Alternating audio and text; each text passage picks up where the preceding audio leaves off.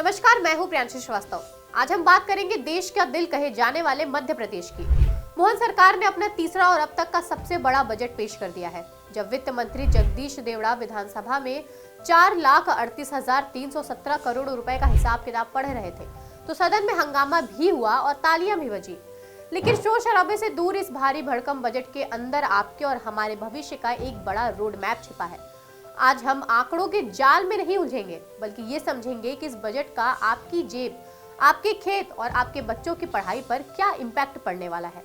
इस बजट को समझने के लिए आपको सबसे पहले एक शब्द समझना होगा, ज्ञानी।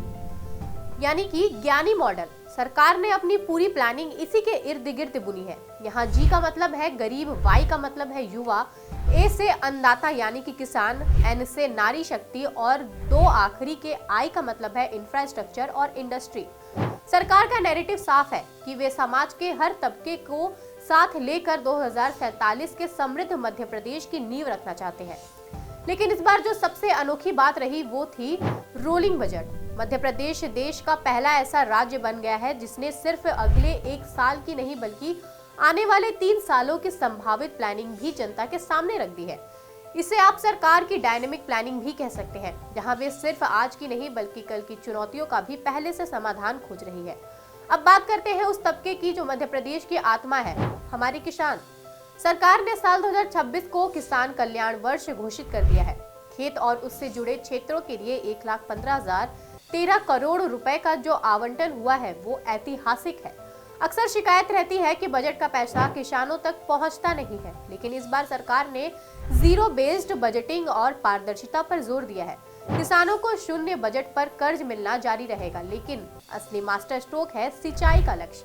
सरकार ने 2029 तक 100 लाख हेक्टेयर जमीन तक पानी पहुंचाने का संकल्प लिया है। केन बेतवा लिंक प्रोजेक्ट और नर्मदा घाटी की सिंचाई परियोजनाओं पर जिस तेजी से काम हो रहा है वो आने वाले समय में एमपी की खेती की तस्वीर बदल सकता है। साथ ही 1 लाख सोलर पंप देने का वादा किसानों की बिजली पर निर्भरता कम करेगा। किसानों के बाद अगर किसी पर सबसे ज्यादा चर्चा हो रही है तो वो है नारी शक्ति। मध्य प्रदेश की राजनीति में लाडली बहना एक गेम चेंजर रही है। बजट में इस योजना के लिए 23,882 करोड़ रुपए अलग से रखे गए हैं। इसका सीधा मतलब ये है कि ये योजना पूरी तरह से नारी के साथ है। कुल मिलाकर महिलाओं से जुड़ी योजनाओं के लिए 1.25 लाख करोड़ से ज्यादा का प्रावधान है। चाहे वो लाडली लक्ष्मी हो या फिर कामकाजी महिलाओं के लिए उज्जैन और धार जैसे शहरों में बनने वाले सखी निवास हॉस्टल। सरकार महिलाओं को आर्थिक रूप से स्वतंत्र बनाने की कोशिश कर रही है।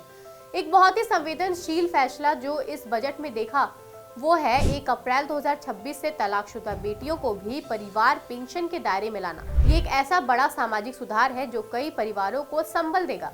अब आते हैं युवाओं पर, क्योंकि मध्य प्रदेश की 28% आबादी युवा और उनका सबसे बड़ा मुद्दा है रोजगार।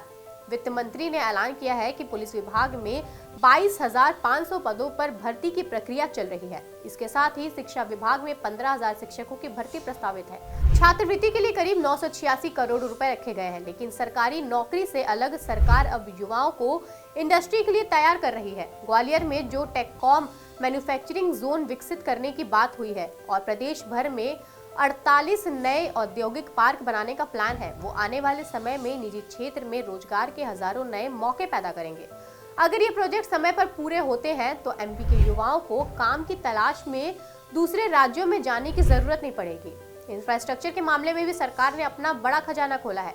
पहली बार 1 लाख करोड़ से ज्यादा का पैसा सिर्फ सड़कों, पुलों और बड़े प्रोजेक्ट्स पर खर्च होगा। इसमें सबसे बड़ा हिस्सा सिंहस्थ 2028 की तैयारी का है। उज्जैन में होने वाले इस महापर्व के लिए अभी से 13,851 करोड़ रुपए के काम स्वीकृत कर दिए गए हैं। वहीं इंदौर उज्जैन रोड को 6 लेन करना हो या उज्जैन में एलिवेटेड कॉरिडोर बनाना, सरकार का फोकस है कि धार्मिक पर्यटन के जरिए प्रदेश की जीडीपी को बढ़ाया जाए।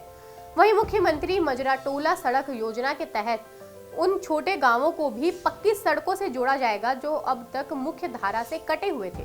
स्वास्थ्य सेवाओं को लेकर भी सरकार ने बड़ा कदम उठाया है। बजट में स्वास्थ्य आवंटन में करीब 40% की बढ़ोतरी की गई है। बीते 2 सालों में 5 नए मेडिकल कॉलेज शुरू हुए हैं और अब पीपीई मॉडल पर और भी कॉलेज खोलने की तैयारी है।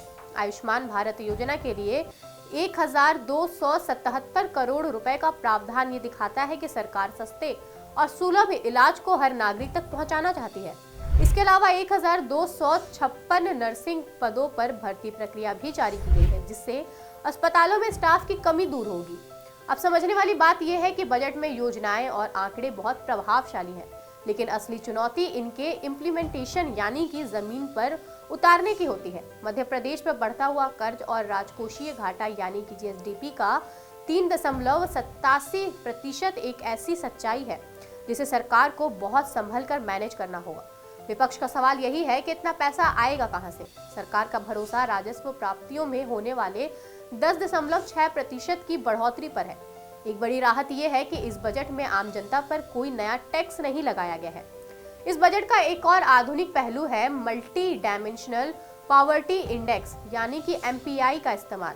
अब सरकार गरीबों को सिर्फ पैसों से नहीं बल्कि बेहतर पोषण, स्वास्थ्य, बिजली और पढ़ाई के तराजू पर भी तौलेगी।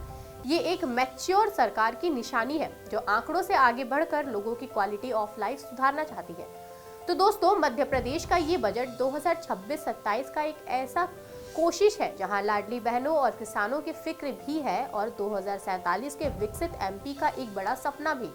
पहली बार रोलिंग बजट के जरिए सरकार ने ये संदेश दिया है कि वो सिर्फ आगे चुनाव की नहीं बल्कि प्रदेश के लंबे भविष्य की सोच रही है। अब देखना ये होगा कि ये योजनाएं सरकारी फाइलों से निकलकर आपकी और हमारी जिंदगी में कितनी जल्दी बदलाव लाती है।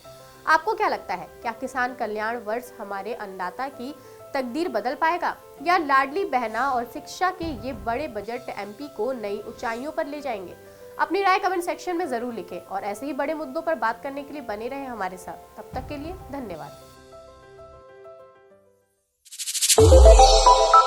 श्रेष्ठ भारत पर खबरों से जुड़े रहने के लिए चैनल को सब्सक्राइब और लाइक करें, बेल आइकन दबाएं और देखते रहें श्रेष्ठ भारत।